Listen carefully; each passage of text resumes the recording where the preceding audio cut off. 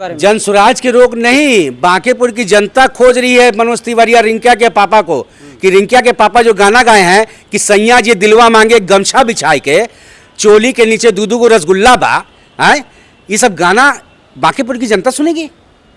क्या मांग सकता है? एक प्रतिनिधि, एक संसद है, ये लोकसभा में इसको भेजा गया, जनता ने चुना है, ये मांग सकता का ये लोग है कि तो चोली के नीचे दूधू को रसगुल्ला बा? क्या मांग सकता है? और गमछा बिछा के सैया जी काम मांगता है, किसी छुपा हुआ है क्या? इतना अश्लील गाना ये गाता है रिंकिया के पापा, जो 5 रुपए के लिए अंडा के लिए जो बिग बॉस में छितरा छितरी कर है, ये अपने आप को तिवारी लिखता है। ये तिवारी नहीं है, ये कोई मुल्ला है, ये कोई मौलवी है। तिवारी 5 रुपए के अंडा के लिए छिया नहीं कर सकता है, माँ बहन की किसी को गाली नहीं दे सकता है। मनोज तिवारी को बांकेपुर की जनता खोज रही है, जिस दिन मिलेगा उस दिन इसका धोती भी खुलेगा और कुर्ता भी खुलेगा, ऐसे ही भागते नजर आएगा।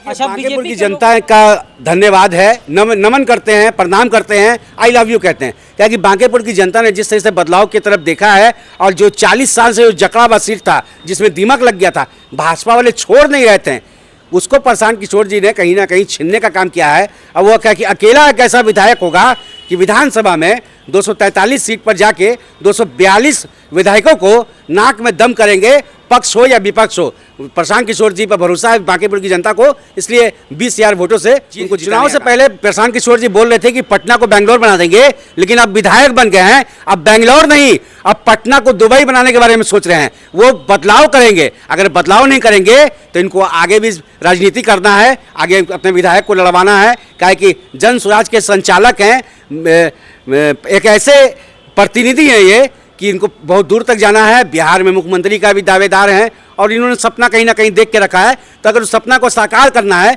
तो बांकेपुर में काम करना पड़ेगा, चाहे वो गली का हो, नाली का हो, बिजली का हो, स्कूल का हो, कोई सामुदायिक भवन का हो, ये सारी चीज़ पर आपको विचार और निर्माण करना होगा, नहीं तो फिर आगे की रणनीति जो है यही बांकेपुर की। बिहार के मुख्यमंत्री सम्राट चौधरी जी आपका स्वागत करते हैं, तो आपको भी 2 कदम बढ़ाना चाहिए और उनका स्वागत करना चाहिए। जो राजनीति लड़ाई है वो अपने जगह पर है, लेकिन जीत क्या है, जिस तरह से सम्राट चौधरी ने आपको बधाई देने का काम किया है, तो सम्राट चौधरी जी का आपको भी आदर सम्मान करके, क्या कि बिहार के मुख्यमंत्री हैं, आपको भी 1 कदम आगे बढ़ा के सम्राट चौधरी जी को गले लगाना चाहिए। बाकी राजनीति लड़ाई है वो अपने जगह पर है, वो लड़ते रहिए। उसमें नितिन नवीन जी का यहाँ तक सवाल था कि उनके पास कोई लोग जाता नहीं था ना, वो हमारे मोहल्ला आते थे। जब चुनाव का समय आता था तो नितिन नवीन जी हाथ जोड़ के आते थे, गाड़ी पर चल जाते थे, लेकिन लोग कहीं ना कहीं भाजपा पर लोग भरोसा करते थे। लेकिन भाजपा के इस बार जो हार की जो सबसे बड़ी कारण जो है, तो कहीं ना कहीं हमारे गार्जियन या छात्र गार्जियन ये संकल्प लिए थे कि जिस तरह से हमारे बच्चों पर पड़ा डंटा, भाजपा वाले आएंगे हमारे दरवाजा पर तो वोट मिलेगा उनको घंटा,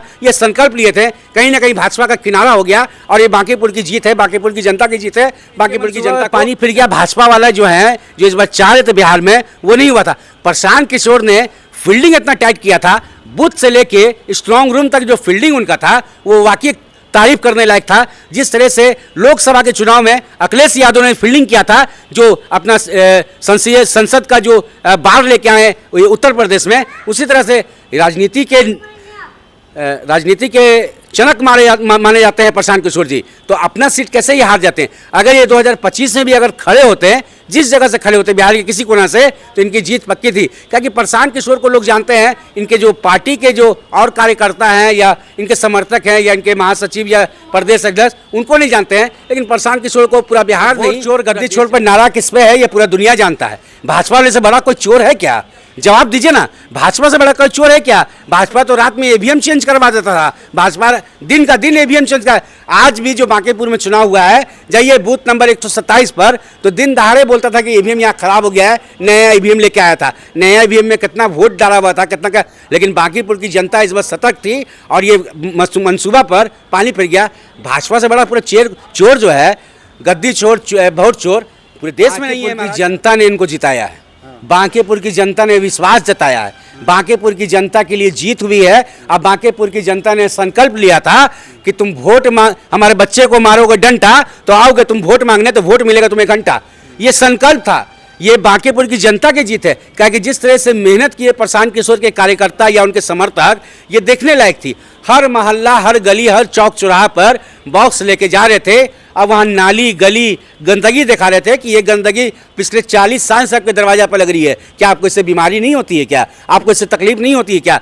तब इस बांकीपुर की जनता की महिला जो खास करके महिला वोटर होती हैं, हम लोग को छोड़ दीजिए, हम भी वोटर हैं, लेकिन जो सपोर्ट महिला कर सकती है वो सपोर्ट हम लोग नहीं करते हैं। महिला जो है साइलेंट वोटर होती है, साइलेंट वोटर होती है। अब महिला ने साइलेंट वोट दे के प्रशांत किशोर को अपना नेता बनाया है, अपने मोहल्ला का बेटा बनाया है। तो प्रशांत किशोर की नहीं, बांकीपुर की जनता की जीत है, वहाँ की महिलाओं की जीत है, वहाँ के युवाओं की जीत है, वहाँ के चच्चा चच्ची की जीत है। ये बांकीपुर की जीत है, बांकीपुर जिंदाबाद।